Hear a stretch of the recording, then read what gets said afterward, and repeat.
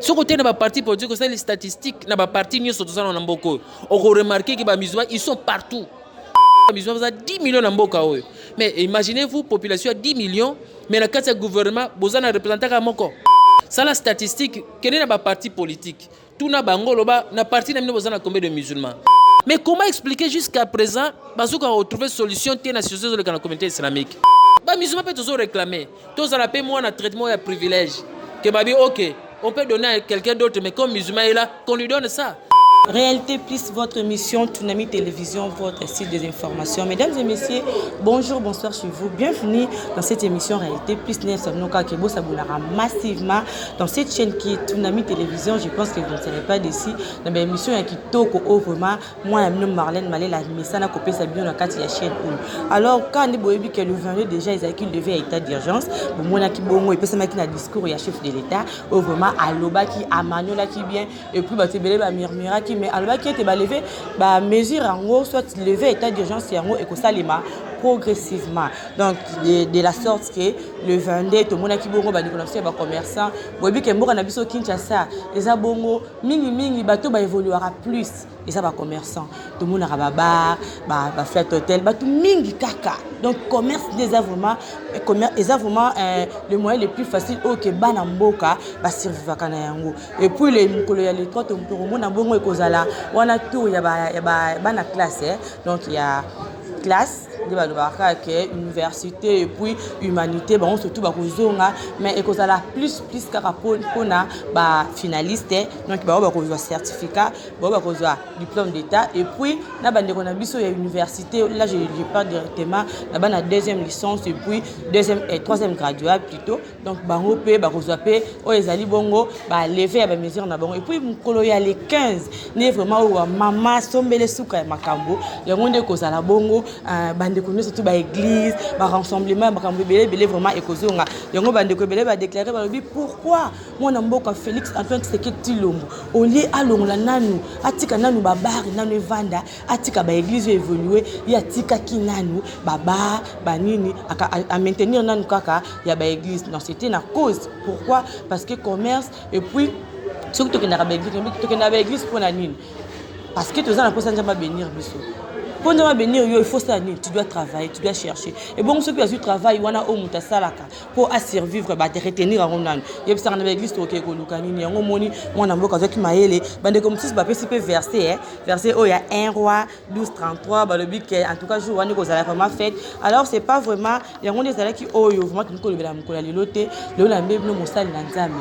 Na bani dernièrement bolanda qui imam Mustafa, donc na maloba oh a pesa qui na ndenga pesa la qui plus na makambo etali ndeko kosa malonda ndenge nini élection wana ezala qui conduit et pas ya bandeko na biso ba confesseur religieux mais lelo vraiment na koti na profondeur ya likambo na ke ko luka bandeko na biso vraiment ya komiko o zali bongo secrétaire national ya komiko dans ce tel cas bon je parle de ya ba chef na biso ya ba musulman donc ba kamina biso église mais ya religion hein la musulman donc bango wana vraiment na ke ko secrétaire ya komiko parce que bango ndi bazali parmi ba groupement oyo ezalaki lié na o etali bongo élection ya Moponami ya Seni. Alors il s'appelle Imam Ibrahim Andangwe Edangwe. Donc Imam Ibrahim Edangwe, c'est avec lui qu'on va essayer de parler sur beaucoup de points. Tout mais quand on a profondeur, soit qu'on a éclaircissement, il y a makambo et les cas qui vraiment pour na makambo et tali bongo mona boka ressemble parce que ba te belé ba problème tout le monde ba marche ça la mi belé jeunesse na biso pe moi et perdre moi pédale lango na ngoto solo na bakambi wana mais c'est vraiment et lokoni vraiment o les cas qui sans plus tarder je dis déjà bonjour à mon invité hein Imam bonjour Imam bonjour maman na sepele mingi na ndenge na ina émission na oyo. En tout cas, merci beaucoup. Si vous avez parce que biso les aralikambo ya réalité. To lingaka koyeba o etali bongo bo solo. Réalité ozo kana kati mboka na biso. Alors imam état d'urgence ba lever yango. Yebisa soko ko yebisa balandi bazolanda yo. Maladie o COVID-19. Yo zali mosali na nzambe. Ete yo nini? Soit nzambe na yo alingaki vraiment apesa message nini na peuple de Dieu. Bon, ngana ko kenena na par rapport ya réflexion etali makambo etali Coran na biso. Mon biso en tant que musulman, nzamba zobla biso ezana maladie nyonso eza na maladie moko to ezangi kisi. Et puis nzamba alobi na biso courant to sabelaka na ngwana. Abi yango ezali traitement pour ba maladie nyonso. Donc ce n'est que normal maladie ya mais to ba ke maladie nyonso o ekomeli batu et kokoki kozanga ta kisi te même si ezui retard. To bi maladie ya kala ezalaka ba maladie ya makasi mais jusqu'à ce que batu bazwaka ba traitement nango. So to ka tuberculose. À l'époque tuberculose peut boma batu sérieusement. Mais jusqu'à ce que bazwa ba kisi lelo tuberculose comme loka maladie moko banale. Mais ebanda iko boma pe. E boma batu ebele. Donc ngana kosenga parce que moni biso na mboko ezali nde question na obenga oka ingratitude hein. Mon est-ce que batu ba expérimenter pe bata la médecine o ba benga ngo ya Coran. Hein ba keno luka pe médecine ya Coran, qu'est-ce que Coran pe ndengini eko ko apporter disons eloko ni eko ko apporter pour que être traité maladie na COVID-19. Mais on va courir le bani. Ah wana ezali ba secret ya makasi je crois que Imam Mustafa le gars émission a ko expliquer bino parce que tokolo bango na itandote. Mais moi je crois que bato bazana besoin ba médecine na biso ya ba musulman comment est-ce que ko soigner ba maladie nyonso bazana ba numéro ya yo journaliste bazana ba numéro ya Imam Mustafa ba ko benga e ako expliquer bango comment est-ce que Coran et ko soigner ba maladie même bazo mona ngo incurable. Donc moi je crois que ba kambia mboka na zoloba na profiter na émission pour que ba approcher ba musulman parce que tout le monde a question li kambeza ba kimi mbango ba catholique to ba kimi mbango ba protestant. Mais aucune fois, essayer un peu d'expérimenter médecine des musulmans. Médecine est dans le Coran. Qu'est-ce que pour la maladie comme la rabiso? Moi, je crois que le Coran est réglementé sur la société. Jour où on expérimenter biso, approcher biso, pousser un peu na biso, remarquer que non Coran ou bien islam est un secret miné ok peut-être éviter. Il y a une discrimination. Na benga marginalisation, c'est comme si mon abiso za batu ya seconde zone. Donc biso ba musulman to za prise en compte tina makamo minene. Les gens makamo belé to koloba mais o ezano ne bandel. To koloba o ezai belé ya koloba ezali mais en tout cas Imam Ibrahim na moni okomo kene mbala moko okomi kolingo bimisa iloko ezo sala bino ba musulman pasi. Mais tozo koma wana kala mingi te. To moni pe ba église batelemeli yango balobi ti le 15 réaction ba musulman ezalaki ni le bomona ke balobi ba église e ko banda ba activité nango ti le 15. Bon biso za respectuer ba mibeko mboka parce que même na Coran bito to saba mikonzi mboka to za état eza laïque hein? Biso état laïque eza régité na Coran. Ce qui est état ou ezali régité na Coran to ko lo ba ke no to respecter mibeko na Coran mais comme to za état laïque ce qui mo konza mboka numéro 1 a eu décision biso zo se soumettre kana yango donc to ko outrepasser te to ke en dehors ya o bango bazu comme décision mais à la limite il y a que toucher foi na biso te mais jusque là to zo constater que ba décision tout bazu ezali pour l'intérêt ya population biso to zu acte parce que même na kata Coran même na ba message prophétique alobel même na ka o mboka za na maladie ni maladie ni ya ba pandémie balobeli yango donc quarantaine eza eloko ya lelo te ndenge basalaki ba confinement oyo ezaki eloko ya lelo te eza biloko kala oyo prophète asalobela yango mais sauf que tellement ba approchaka biso te moi pe ba réalité ya islam te ni elobeli mpona ba maladie wana ozoloba la question sinazo tuna ozobaka ba approchaka bino te eloko nini vraiment o ezoko soit bino islam hein religion islamique eloko nini vraiment ezali ko soit bino na mikolo ya lelo ozomona ki vraiment en tout cas gouvernement na biso est rejeté biso. Ah mais non, on est allé là on a koyebisa ote, yo za journaliste. Ezana likambo moko te le kana mboka o bien événement ya munene zo le kana mboko sa yo za l'informer. Na piso exemple simple gouvernement. Gouvernement na biso toza na mboka ba musulman baza combien? Moko mais azape vice ministre. Et puis a commis ministre vice ministre wana na ba forne moko personnel parce que azali membre ya parti politique moko songolo nde yango yo azui kota wana mais ce côté ba gymnastique o esalaki ke azwa kota wana et c'est très compliqué mais parce que bino wa accompagner ka bande ko na bino ba musulman te to mona à chaque fois bande ko na biso ya catholique bande ko na biso ba groupe de prière à chaque fois bazalaka wana soki ndeko na bango moko ba accompagner mais bino wa accompagner ka été. Non, ne vous en faites pas. Moni toza na monde politique. Na monde politique ezali ke mais ba musulman. Chacun a un parti politique na ye. Tant que un parti politique, soit un candidat parti politique na ye, a ko soutenir gagaye. Mais le que ko déranger biso makasi za nini. Ezali ke même ba musulman ou ba accepter ba ça la politique active. Ba za na quatre monde politique, ba ça délaisser pour compte. Ce côté na ba parti politique, c'est les statistiques na ba parti nyonso toza na mboko. On remarquer que ba musulman ils sont partout. Mais est-ce que tant que ça la répartition ba poste, ba tenaka compte ya critère wana o etali que non comme tous en état laïque.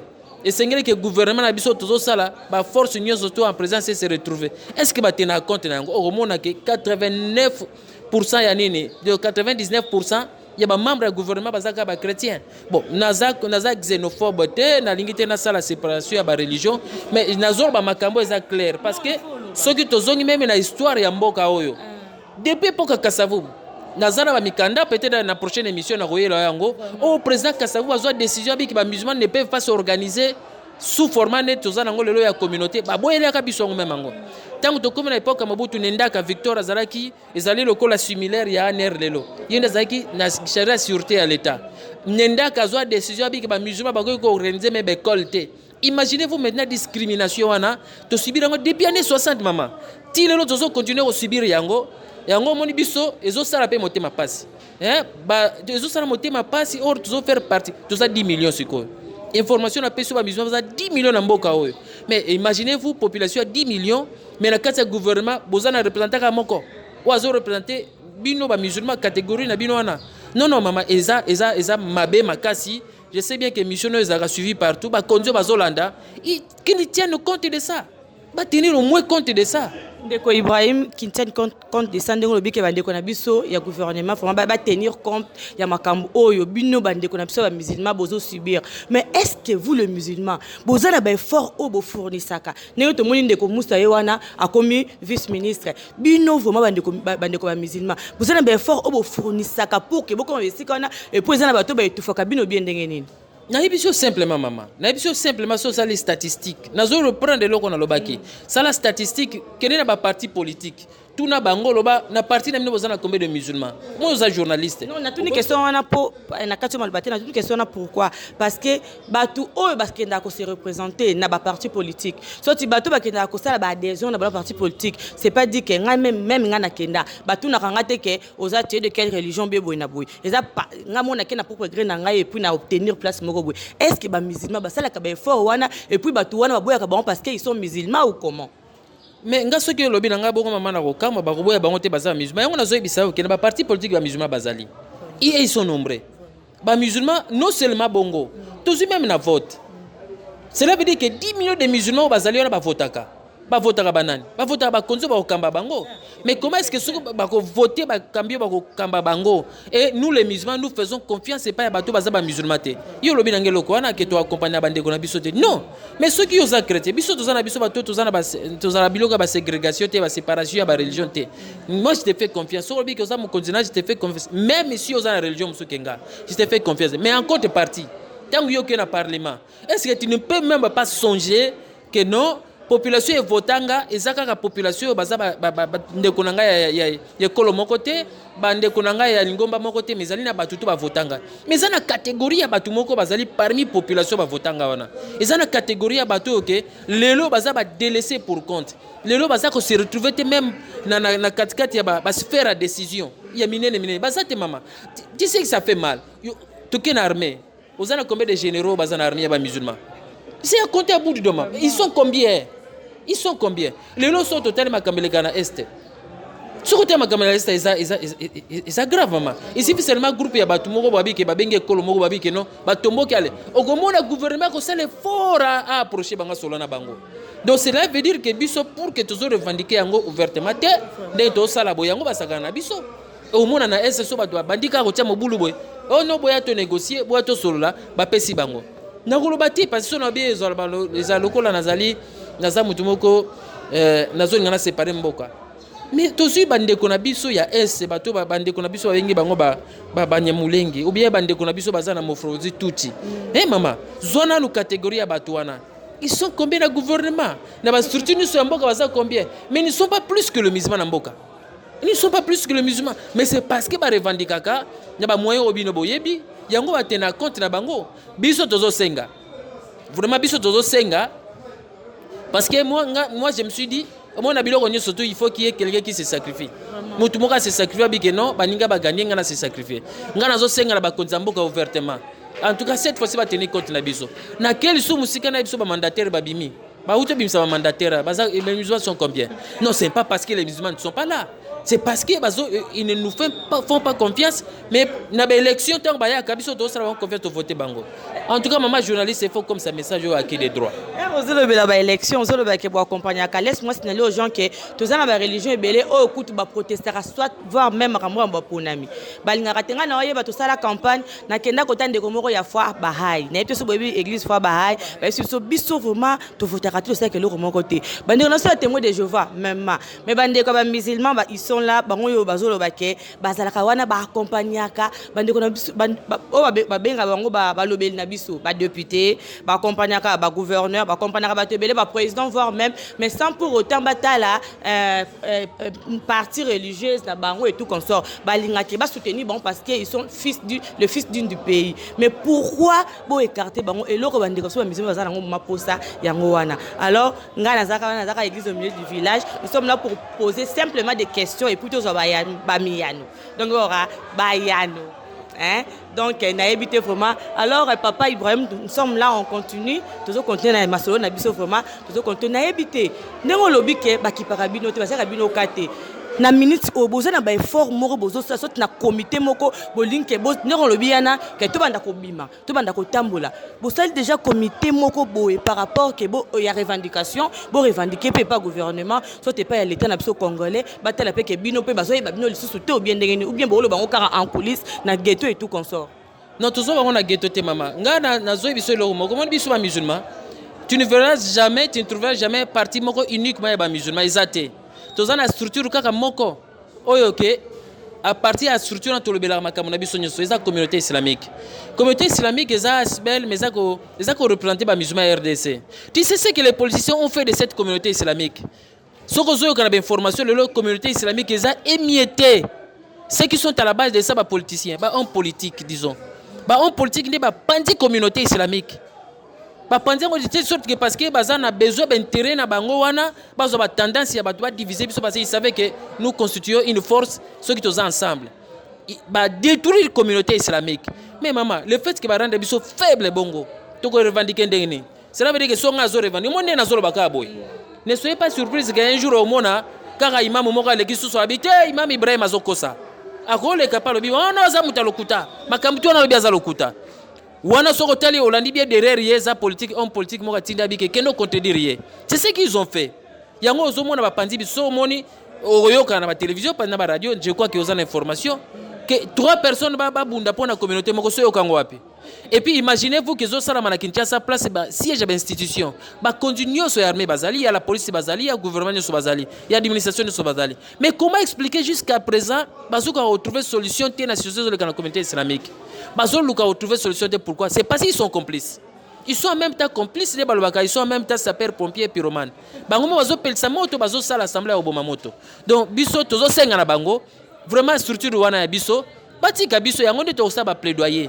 À partir yango nde to sa ba plaidoyer mais quand cela ne tient en dehors ya communauté islamique ba structure musu ya mike zali OK à partir yango on verra comment est-ce qu'avec l'état to sala moi union sacrée pour que tout ça va plaidoyer pour que tout ça même on a biso to présenter pas ya chef de l'état et pas ya premier ministre pas ya parlement na sénat wana exactement en chantier. Exactement en chantier. Je vous signale mesdames et messieurs que nous sommes là avec Imam Ibrahim et Dangwe azali bongo secrétaire national ya Komiko hein Komiko ezali bongo lisanga ya bandeko ba musulman ya ba chef religieux ya ba chef musulman donc ezali vraiment lisanga na bango alors na moni pas zo le bela wana abike apparemment le kola ba flit ba koti na kati ya comité na bango bazali ko panza bango même si moko atelemi au moins ba msusu bazala na pona ko défendre malamu oyo muninga msusu azolo banga na binga le ko malamu parce que ezali malamu ya mutu wana alors tout le beno likambo oyo ya marche to yebi komiko oyo bozala ki pe na lisanga hein bozala ki na lisanga oyo ezala ki bongo epona ki ndeko Rosar Malonda. Mais après ma campagne surtout wana to moni mo ba mobulu leki ebele ba marche salami mais bino bande ko komiko par moi ko skola maboko bozo bokle bande ko ba catholique problème pona nini nani bino bozala kité soit bino bozala ka lokola ba enlever les rideaux soit kara ba couverture ou bien ndengeni. Maman tu sais c'est vraiment là où les bas blessent hein montant aux autres sanga likambo yake tala ka itozo participer na institution na structure oyo ezobimisa président Seni anda zobimisa président de la République mais biso quelque part tout ça prise à compte té C'est-à-dire que nga nazo kende ko sunga muto ya ko bimisa président de la République mais ngai moko naza considérer té yebisanga psychologiquement na ozala ndenge ni ngolo ba ke ba benga kibino me makamsu ezaki na kati wana bino boyeba ki yango te bon nazo ko évoluer peut-être wana yondo lobby mais nga nazo évoluer par rapport à raisonnement nazo pesoka exemple wana donc cela veut dire que biso toza wana kaka pona kosalela bato musu ba bénéficier nango donc toza wana kaka so biso tosali ou bien ba utiliser biso pona présence na biso tosalela bato musu nde ba bénéficier nango omoni structure ya ba confession religieuse biso za na kati parce que communauté islamique ezali parmi ba o ba bengaka ba confession religieuse traditionnelle oyo l'état yeba liboso ordonnance ya liboso bimaka eza ba catholique ba protestant ba kimbangisi na ba musulman wana ba benga ngo ba confession religieuse traditionnelle les autres là sont venus après ozomona cela veut dire que biso tozali na statut wana tozali ba partenaire privilégié à l'état donc tozana ba avantage de belé o sengi tozoi pas à l'état mais o l'état pesa bisoté mais tozali na kati ya makambo wana te parce que tozali obligé tozala ndenge tozali na cadre de société civile confession religieuse il fallait tozala wana tozalaki wana oyo elekaki moto abimaki na façon abimaki esi elobamaki toliaki mpe bambongo bon mbongo bazobake toliaki bambongo mais soki na biba prouver que toliaki mbongo moto moko ta koloba toliaki mbongo yango amoni moto areprésentaki biso jour wana na suka makambo alobaki nini alobaki que non. Est-ce qu'on ne peut pas revenir sur le bien processus, même procédure, même il y a désignation, on est posé qui problème. Imaginez-vous, il y a déjà 3 personnes. Babi qui a tendance à chef de l'État actuel. Naza, na obédience à l'IDPST, non plus il y a cash. Mais ça veut déjà que ce qui est discrimination est continue dans le cadre de choix. Discrimination est continue dans le cadre de choix. Il y a candidat qui a représenté Séni. Au moins, déjà l'élection les a biaisés. Au moins, quelque part, déjà, il faut qu'il annule déjà dès le début. Maintenant, on a proposé qu'il va écarter 3 personnes qui ont obédience au président. Point d'interrogation, il y a des journalistes qui ont donc, cela veut dire que quelque part, tant que tout le monde est comme la souka, des motos à représenter qui sont kuna. Il a réclamé, il dit non, s'il en est ainsi, qu'on remette tout à zéro. Hein, qu'on revienne à la case de départ, candidat, comme ça on verra comment on pourra procéder à la désignation. Banane baboyaki. Bato baboyaki yoyebi oza journaliste ngana ko loba na place noté mais oyebi information nyoso ndenge efutaki ndenge ebimaki bato tout bayebi donc cela veut dire que quelque part biso tozalaki wana mais est-ce que seul voix na biso ndeko ko changer makambo c'est ça le problème est-ce que voix na biso kama ko changer makambo nous on avait des candidats ils étaient écartés déjà na premier tour ba écarté bango parce que soi-disant ils n'avaient pas qualité l'expertise requise pour gérer CENI est-ce que tokoko profiter même na privilège il y a wana babake non que cette fois-ci les musulmans ont présenté batu na bango mibale tienne compte na bango na aussi au compte na dernièrement na parmi moko entre bango ozaki candidat mais il m'a dit des choses il m'a donné des raisons pourquoi c'est écarté au moment non au moment qu'ils avaient raisons à fonder yango mona azozonga kana discrimination ya biso population musulmane ya RDC chef de l'état soit Zolanda biso bato tout bazana na responsabilité ya mboko qu'ils comprennent que biso les musulmans peuvent toujours réclamer. Tous à la paix, moi, on a traitement et un privilège. Que babi, ok, on peut donner à quelqu'un d'autre, mais comme musulman est là, qu'on lui donne ça. Maman so va voter loi dans le Parlement, basi bazaramo na ba privilège. Il y a quota na bango na kati gouvernement. Mais pourquoi pas les minorités? Ceux qui sont minoritaires. Nous sommes minoritaires, maman Namboko. 10 millions. Yo kasi 10 millions, le président va voter qui a combien de voix? Qui est le président a combien de voix? Non, ils ont environné 7 millions. Donc cela veut dire que c'est la communauté islamique et comme sa président. C'est la communauté islamique qui a voté 7 millions. Vous avez pratiquement raison, mais tous on a les binoba musulmans. Bolobi et teke, tous on a la case de départ. Poto bandato choisir Moponami, soit au Mokambi, Aseni à Lobi. L'air bande comme nous baboya qui pourquoi pas bon ça qui va voir na bino botiki kaka bango tous mbaponi ba aussi ba voir na bango. Bon, bato ba poni ba aussi ba voir na bango, malgré ba aussi ba voir na bango conséquences za nini. Au moins biso na cadre islam hein. Biso ba musulman tolobi eloko nyoso za na fondement ya mabe. Et que d'après musika te ko ya kaka. Tant que comme pas chef d'état salango nini. Malgré na niveau parlement d'une manière frauduleuse ba l'exi yango tie comme pas chef de l'état. Mais après président Salini. Azongi songa beke suba. C'est c'est qu'il y avait irrégularité. C'est une façon il y a faire voir bango que non procédure kendaki nango pona ko désigner moto wana et zalaki bien te et quelques temps après combien de personnes va kufuna ba marche mama pona ko réclamer le koana au moins que biso quelque part tant que to rentrer na case de départ tout ça on avait raison parce que en fin de compte président peut biso raison population peut biso raison C'est un peu dans ce sens-là. Aussi longtemps que Bakozaraka toujours que de considérer voix Nabiso, même si on est minoritaire, même si voix est minoritaire, aussi longtemps que Bakonsidérer que c'est injustice, Nzamba olinga injustice ça manamboko te. Mais lors bazo condamné bino bande ko musulman to monaki depuis na régime eto leka bato ba défendre la population, surtout ba défendre le peuple, et ça ba bande ko catholique. Mukie bande ko groupe de groupe de réveil. Mais bino bozalaka wana bovanda za bino bande ko kimbangiste. Bozaka mingi bokoti bovanda ka bokanga maboko na mino makolo. Yango ba déclare baba estement ba musulman wana. Ba o ba kambara na ba etonga na bango. Bazalaka vraiment peuple congolais o bazo souffrir chaque jour par rapport à makambo etali makambo kana biso. Ce qu'on le comment déclarer que Bapé Sabino moi ba place ya minene. Est-ce que beaucoup gérer population wana ou beaucoup rata ko gérer bon tende bozala na kati ba etonga na bino. Mama ngala zanana, na ibisa ke na zanana za imam te. Est-ce que makambo na zolo ba ozo comprendre sens na ngote. Mais na zongi na ibisolo moko. Na zongi na ibisolo moko. Obi na soki na betelo moi histoire muke ya ndenge lelo to panzana na communauté islamique ezali du na nini. Ezali ka du na makambo wana oyo zoloba. Imam représentant légal azala ki en place. Ba catholique ba programmer marche na bango CLC ba bi ke bazo marcher pour na respect ya constitution que président akogiko asa sa élection date ba élection zoleka imam représentant les gars na biso comme garant ba musulman leki na télévision alors bi que on doit respecter les engagements pris le fait que président Kabila zoki ba engagement bi que na organiser l'élection à telle date il doit respecter ça et puis alors bi pour na marche ya ba chrétien ba catholique il n'est pas catholique mais il soutenait les catholiques il dit pour na marche ya ba catholique on doit respecter la constitution. Il a simplement dit que les alliés droit na bango parce qu'il a reconnu la constitution en Mboka. On doit respecter ça. Batika bon va marcher. Mais après, on est les cas. Bitumbo tout aux angolele utiwana. Bitumbo tout aux angolele mama et utiwana parce que ça na makambu ya grave son abina lo bango wa. Peut-être na okoma nanda côté na osuka na nzela. Mais je te dis sincèrement pour les musulmans, nous on est prêt à défendre bango. On est prêt à faire ce qu'il y a koloba.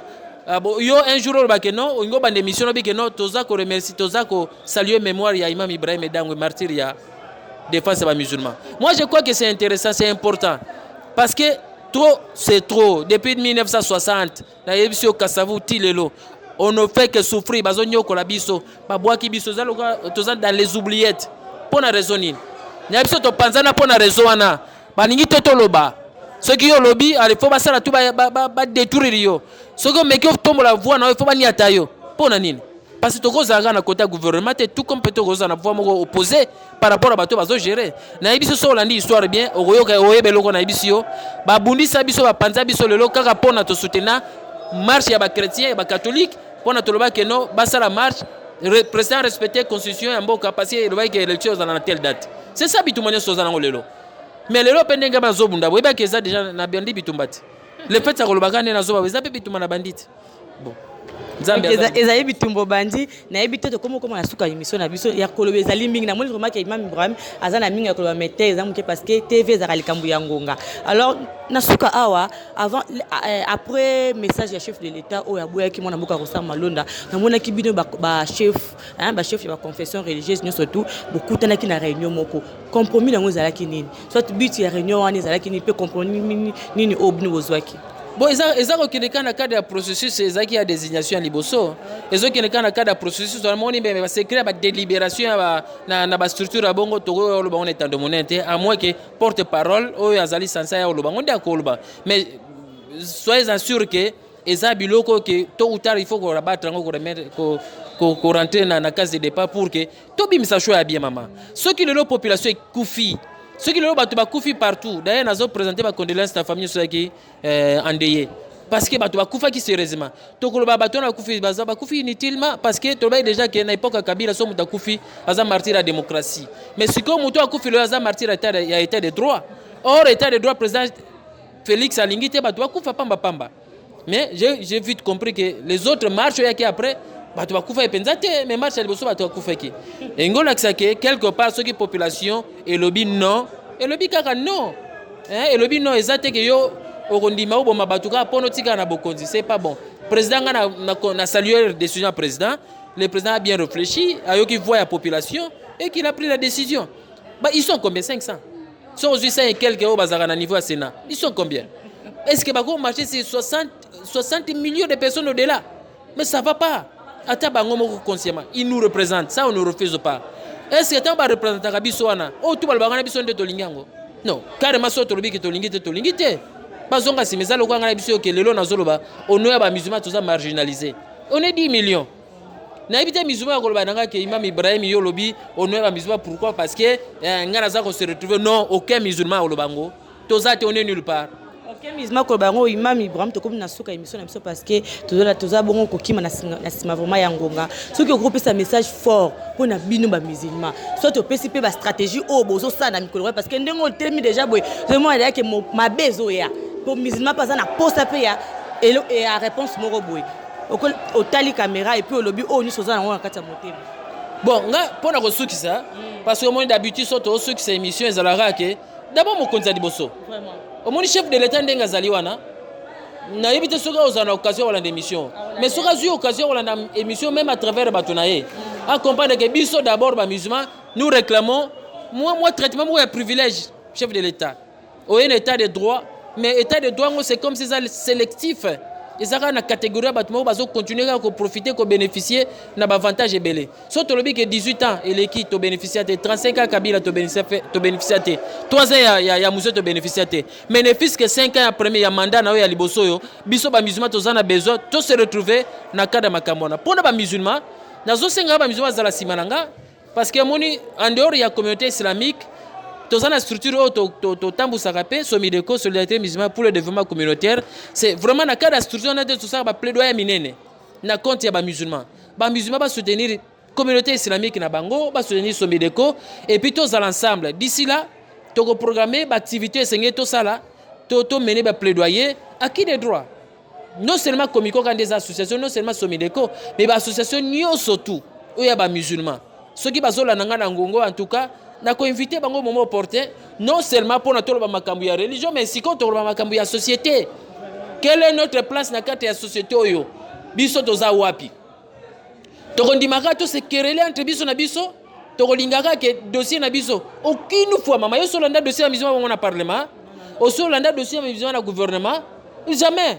Ce n'est que cette fois-ci tant que dossier na biso yé matata ne président de la République.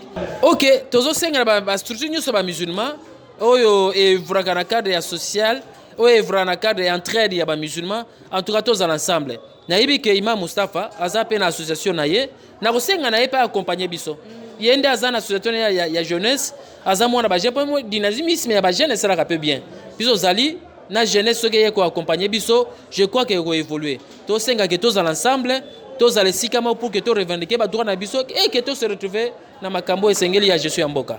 Numéro de téléphone. Numéro de téléphone angezali 09 98 82 81 84. Ya Vodacom ezali 082 18 89 635. Ok, voilà, mesdames et messieurs, nous savons que monsieur Zali réalité plus. Donc, tout le côté surtout bas fait sociaux. Na ba nous boyo qui souci, hein, y a bande qu'on a biso, y a ba musulman. Apport na ba on a société Zali nini. Bazali wana bazali plus de 2 millions. Bazo kambapé une partie à société parce que bato oh bazali bongo basambela na musulman, baza oh baza ba chrétien musulman. Il n'y a que de musulmans. Moutou azali bongo musulman. Moutou za religion nini. Moi je suis musulman. Moutou wana akamba mi et pas ba kondia ba chef religieux oyo ya ba musulman sikoyo ba kambi wana. Apport na bango na société bazaka wana pona côté ya makambo eteli mboka na biso makambo eteli bako gérer pété ata mo ba place na parlement kuna et tout consort to moni ye moko lobika ka mutu moko moi la mboka Moussa donc azali bongo ministre aza ministre vice ministre ya hydrocarbures ndeko Moussa vraiment en tout cas bande ko na biso bazana posa vraiment l'état congolais papa na biso mokonzi ekolope atela le longi moko batala ki likambo etali bongo ba personne vivant avec handicap to moni ministre akota ki kuna na parlement comment ko défendre donc il faut bango pe bande ko so ba musulman bazwa pe o azali bongo molobeli na bango ne to mona ka ba chrétien bazé belé tozo mona makambo ba élection bandi to moni mona mboka ko sa malonda to bandaki na chrétien catholique to ye kozo to koti na bat bande ko na so ba groupe de prière to koti o azali kimbangiste mais sikoyo bango bango donc baza pe na posa ke bayoka na pe na kati ya mboka oyo ezali Congo parce que bazali déjà et bazo occupé déjà moi batupe déjà ebele. Alors mesdames et messieurs, je dis un grand merci à maman Dani Bokombe. Maman vraiment bambote na ebele que zo mi merci na confiance. Ya bi ke kalaming tozo tia makolo na kati ya kin maramba bien ko fungwama ba parcours ba biloko yo moko za ba charge na ngwa makasi parce que na ebi côté là vraiment j'ai confiance. Alors mon vieux Moukou Bwanda là Francis merci na ma caméra. En tout cas merci beaucoup. Je vous aime tant, je vous aime beaucoup. Vous avez toujours quand on a branché ce côté vous ne serez pas déçus. Merci à Imam Mustafa parce que yende mutaili biso vraiment Imam Ibrahim boki masolo ya kitoko ba découverte à bien vraiment. Je vous prends congé. Merci beaucoup. Ciao.